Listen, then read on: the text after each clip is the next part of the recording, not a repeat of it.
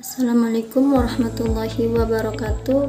Salam sejahtera bagi kita semua. Perkenalkan, nama saya Rika Rosmawati. Saya akan menjelaskan pengertian dari flowchart, jenis-jenis flowchart dan simbol-simbol flowchart, dan contoh dari flowchart tersebut. Pertama, pengertian flowchart. Flowchart adalah representasi grafis dari alur sebuah proses atau sistem. Biasanya digunakan untuk menjelaskan langkah-langkah atau urutan kejadian dalam suatu proses dengan menggunakan simbol-simbol standar yang terhubung dengan panah-panah untuk menunjukkan aliran informasi atau langkah-langkah yang diambil. Ini membantu dalam pemahaman analisis dan perbaikan proses atau sistem yang ada. Jenis-jenis flowchart. Ada beberapa jenis flowchart yang umum digunakan, diantaranya: 1. Flowchart proses, digunakan untuk menggambarkan urutan langkah-langkah dalam sebuah proses. 2. Flowchart pengambilan keputusan, menggambarkan proses pengambilan keputusan dengan menggunakan simbol-simbol khusus untuk menunjukkan cabang atau pilihan yang diambil.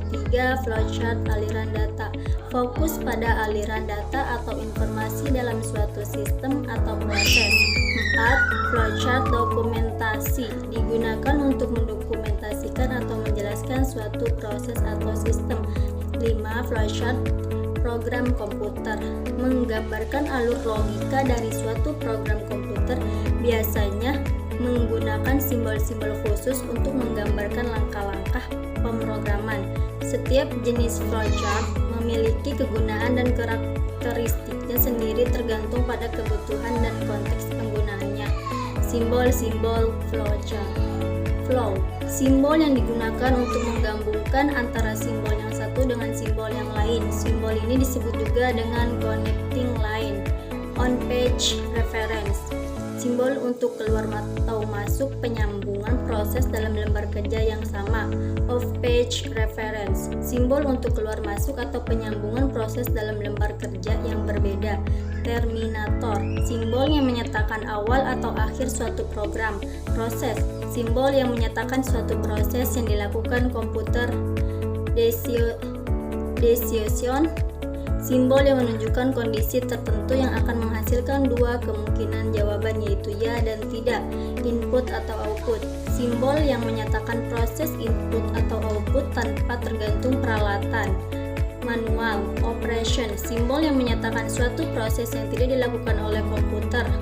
Dokumen, simbol yang menyatakan bahwa input berasal dan dokumen dalam bentuk fisik atau output yang perlu dicetak. Refine proses, simbol untuk melaksanakan suatu bagian atau subprogram atau prosedur. Display, simbol yang menyatakan peralatan output yang digunakan.